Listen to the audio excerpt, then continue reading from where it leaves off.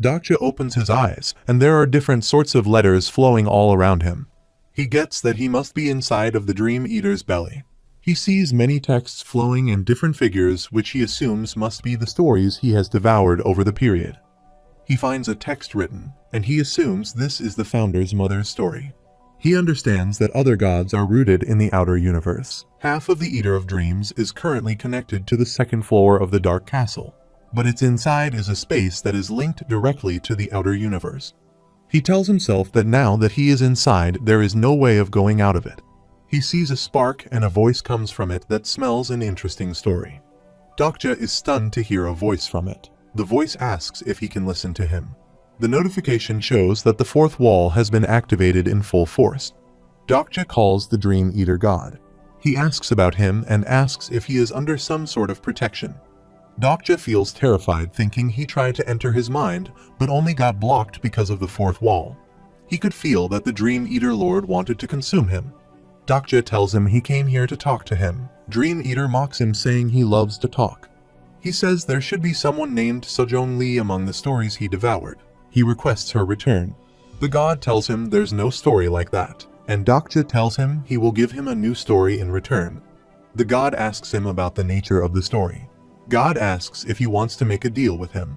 A figure like a bear comes in front, and the god tells him that bears do not converse with fish, and just like humans do not make a deal with insects. He tells him he is not worthy of making a deal with him. He tells him he needs no deal with him as he can take anything he wants from him. Dokja asks the reason of then conversing with him instead of taking his story already. All a bear knows is to feed on the fish. They do not know how to make their fish more enjoyable to eat. Dokja is challenging him to direct devour him instead of having a conversation with him. He tells him he is not an insect, and he is not a bear, to which the god roars. Dokja smirks and tells him he knows if a story is taken with force, it will be damaged. Upon hearing that, the god tells now he wants to devour Dokja. Dokja can hear some drums playing up, and those drums tells that Dream Eater is hungry. Dokja tells him if he keeps his promise, he will give him as much as he likes. With a wuxia whirl starts forming up. The god brings his mother's body in front of him and asks if he wants this, telling him this is an interesting story.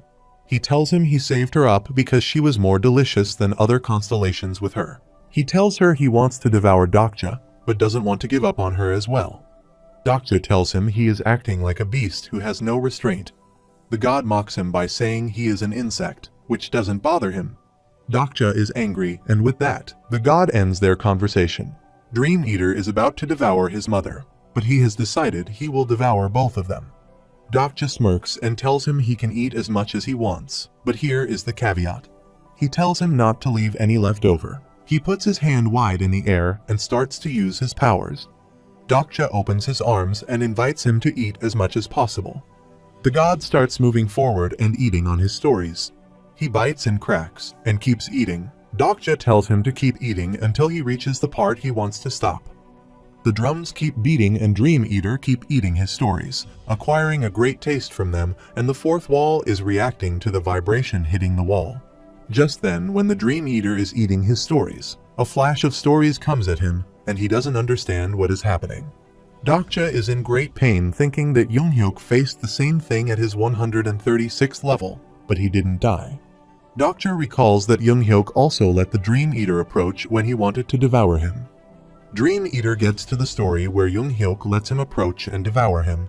The story states that Younghyuk said to him that Dream Eater will experience the emotions that he felt and repeat them in his life for 136 times. Dream Eater will now know the loneliness, the sadness, the anger, and the hatred of this wretched world that he developed in his dreadful existence.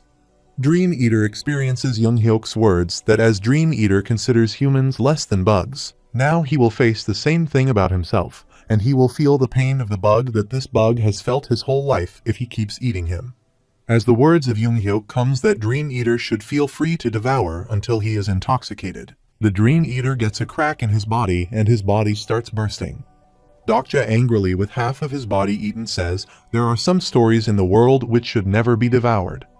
Dokja recalls that after the Eater of Dreams devoured Younghyuk in the novel, it perished because it experienced all the pain and suffering that Younghyuk had experienced his whole life. Dokja says to himself that it was like this in TWSA, and this time it is not just the 136th level round he will be feeding on. Dream Eater is now filled with the sad and lonely stories of Younghyuk, and it has intoxicated him. Dream Eater keeps screaming and getting intoxicated by the stories he just devoured and feeling the pain Younghyuk felt his whole life. A notification shows that the fourth wall is slowly opening its eyes and searching for its prey. Dream Eater is surprised on this happening. The fourth wall looks at the Dream Eater and smiles. The fourth wall, becoming a monster, then jumps at Dream Eater and tears him apart. Different papers come floating in front of Dokja, and he understands those are the stories that Dream Eater devoured on, and now it is being devoured by the fourth wall. Dokja looks in front of him, and he sees the thoughts of the Dream Eater, asking if this is the doing of the one whose name is not allowed to take and is censored. The Dream Eater calls for the Great Old Ones. All of the stories he devoured turned into papers, and his existence starts to diminish. When his existence is finished, the notification comes informing that the fourth wall has finished feeding on Dream Eater. Another notification comes in front and says that Dokja has defeated another god, and the star stream has failed to find a title that fits Dokja perfectly on his success, and an unknown achievement has been added to his fifth story. The other notifications show that otherworld gods are now terrified of him. Dokja coughs blood out of his mouth. Dokja feels queasy, and he thinks if Younghyuk also felt the same on his 136th level. He then looks at his mother lying on the other side. Dokja floats to his mother. He checks her pulse and realizes she is still alive. He shakes her to wake her up. Dokja then looks around and thinks if he is still in the outer universe, then how come to this area is not destroyed yet? He remembers reading that the outer universe was destroyed and Younghyuk returned to his word after killing the Dream Eater. With a loud ding, the notification comes and tells that the fourth wall is looking at him. Another notification shows that the fourth wall is shaking its head with heavy heart. Then, with a whoosh, a spark comes and the fourth wall comes and starts eating the outer world. Dokja floats and doesn't understand what is happening. The fourth wall starts consuming the outer universe along with Dokja's mother. Dokja screams at the fourth wall, saying it was not supposed to eat his mother. The fourth wall smiles and looks at Dokja. Dokja is stunned that he had lots of things he needed to ask his mother. He doesn't understand where those things go that are consumed now. He knows that no living being that is consumed has ever returned. That includes the simulation of the theater dungeon, Nirvana the Reincarnation, and even the Dream Eater who was just eaten. Dokja starts banging on the pages in front of him, which are basically the stories the Dream Eater devoured, and asks the fourth wall to spit his mother out. Just then, a text comes on the wall saying it remembers when it first named the child. Dokja looks at it in great pain and misery. It starts telling the story. Dokja cries as he doesn't want to hear the story this way.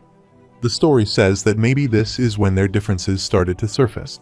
She wanted a child to grow up to become a reader rather than someone who is lonely, because she knew that one could never be alone as long as he is reading. At least she wanted to believe in this. The scene shifts and Dokja and his mother are in the kitchen, and holding a bottle he asks her what makes her this high that she always finds him so laughable, and asks her now to look down on him like that. He tells her that there are plenty of women out there like her. While crying, she turns and looks at him from side. A woman tells his mother that she should forgive him for such talks, as he is going through a phase like all men do. In another scene, the school teacher tells her that she needs to pay more attention to Dokja. Dokja's mother says that it was really hard for her, that she couldn't afford to think of anything else. But now, when she thinks about it, she thinks it was as hard on her child as well. In the past scene, she calls Dokja out of his room and tells him to stay here, and he should never come out until she tells him to. She regrets that she should have left with him. Someone is beating his mother up, and she thinks she should have taken the child with her and left for some faraway place. Dokja is present, is screaming that why didn't she run away with him. The story tells that it happened one late evening. Someone was fighting his mother holding the knife, saying if it wasn't for her, he wouldn't have ended up this way. His mother tells the man to put the knife away. Dokja opens the door of his room and his mother runs to him, telling him to keep the room shut. The man grabs Dokja and says he will kill both of them and then kill himself, and they all will die together. The man is holding the bottle when his mother is lying on the floor, and Dokja is also sitting on the floor crying his heart out. The man says there is no point in living when there is nothing more to expect in it. The man says they will all die as a family just when he grabs Dokja again. His mother stands up with a knife in her hand. She runs and stabs the man. Dokja recalls that his mother stabbed his father and told him this after she woke him up. Holding Dokja's face in her hands, she tells him that they will start reading everything again and that what his father did was so bad that he deserved to die and all she did was self-defense. She tells him to never forget that he was the victim here. The story ends and red sparks start to occur on the screen. The words of her mother that they will be reading everything again start coming up again and again on the screen. When Dokja again looks at it, he sees his younger self grabbing the knife instead of his mother. He grabs the knife and moves towards his mother and father who are fighting, but his mother stops him. Dokja holds the knife in both hands upright, smacking his mother away. His father tries to move forward towards Dokja when he slips from the bottle on the floor, and he falls right onto Dokja, who was holding a knife in his hand upright. His father gets stabbed and falls onto Dokja. Then his mother reminds him again that all he did was self-defense and he did nothing wrong. His mother says he could have lived if she called the ambulance right away. She was the only person who could save him, but she chose not to. This is the reason she thinks what she told Dokja was not a lie, that she killed his dad. Dokja is in pain after hearing this all, but he says he knew all along that this was what happened. He knew this was the reason for his mother's actions, her publishing a book of essays. This is why he had to become a son of a murderer. His mother's words come again in his mind that she shouldn't have run away, and all in all she is just a mother who ran away. Dokja starts banging the wall again, saying he needs her back considering he now knows the whole story. He keeps banging and asking to spit her out. He kept banging with his bloody fist, and the text started coming up that Dokja Kim was getting tired of all of it. All the words and actions becoming a reality. Text comes that Dokja Kim only wanted to know what he had to do in order to break this wall. Questions kept coming if Dokja ended up like this, because he read TWSA, or did reading the novel actually make the fiction world a reality? Dokja then hears a sound of a page being ripped. He opens his eyes. The wall of pages in front of him starts to rip. The text comes that he needs to take a hold of himself. Dokja starts thinking who is talking to him now. The text tells him that this is his skill and warns him not to end up being consumed by his own skill. He has his hand in the wall of papers and text tells him to take his hand out. He does not understand how his fist is being consumed into the paper. He furiously decides that he will deactivate the fourth wall. Just then, the wall gets destroyed and all the papers start flowing everywhere. The notification shows that a system error was caused by an unknown source and will be fixed soon, while others shows that his attribute window has been returned. The notifications ask him if he wants to check his attribute window. Dokja is stunned that he can view his attribute window. He thinks he couldn't do it all this time because of the fourth wall. It protects him from others but block him off from himself at the same time. He clicks at yes option on viewing his attribute window. The tab shows that on opening of the attribute window, certain skills will be restricted from viewing due to system instability. He is looking at his window when vibration occurs and another notification appears informing that a few constellations are approaching his mental barrier. He looks at all the notification in front of him. Another notification informs that the fourth wall has been reactivated regardless of his will. Dokja is left speechless. He keeps looking at the character profile and it vanishes away instantly. More notification appears telling that Constellation, founder of mankind, is moaning loudly, and Constellation, the one who poked his eyes out, is backing off with his eyes covered. Constellation, Scorpion Goddess, is protecting her tail and backing away, and the other few constellations are backing away after being injured. Constellation's secretive plotter smiles at him and Dokja keeps staring, being speechless. Dokja thinks secretive plotter's reaction is different from others. Maybe he saw his information in very short amount of time it appeared. Fourth wall comes Agai and starts moving Dokja away and is angry with Dokja. Dokja looks at its angry face and thinks for a long time he thought this wall was the boundary between fiction and reality. He could adapt to this new world thanks to this wall, and he was able to remain logical despite all the terrible things that has happened. He thinks if someone asks from him about this wall, he can't explain that to them, but he himself knows what this is. He knows this wall has been protecting him from a long time. He touches the wall and apologizes. The fourth wall starts to quiver. Text again appears on the wall and Dokja is again stunned. The text says Dokja Kim is an idiot. Dokja scoffs and smiles.